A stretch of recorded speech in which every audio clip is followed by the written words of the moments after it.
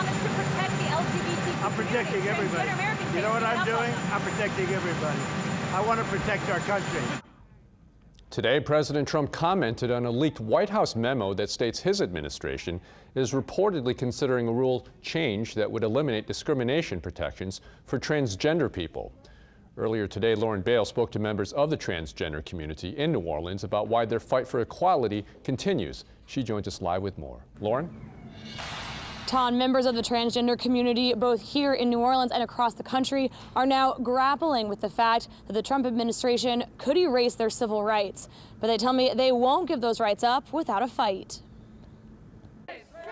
Over the weekend, the Trump administration left around 1.4 million Americans wondering if their rights will be taken away. They have a lot of different things happening with respect to transgender right now. You know that as well as I do, and we're looking at it very seriously. A leaked White House memo seeks to rewrite the legal definition of sex under Title IX. That's the federal civil rights law. The change would define a person's status as male or female based on immutable biological traits identifiable by or before birth. That means federal laws would no longer protect transgender Americans from discrimination. If this administration passes these laws. Ricky Hill is one of the estimated 1.4 million Americans who would be impacted. The policy would exclude Hill from the civil rights her non-transgender counterparts are afforded. We should be given the same rights. We should be protected by some of the same laws, and they want to put us back in the Stone Age, as far as I'm concerned. Josh Duffy co-owns Bourbon Pride.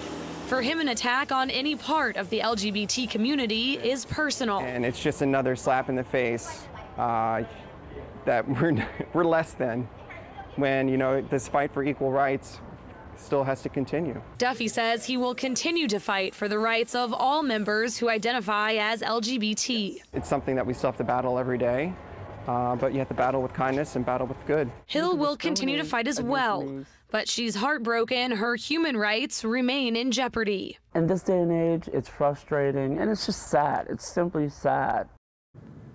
There are already 4 lawsuits that have been filed over the Trump administration's previous policies toward the transgender community, and more lawsuits are expected to be filed if the administration moves forward on removing transgender protections under Title IX. Reporting live from New Orleans, Lauren Bale, Eyewitness News.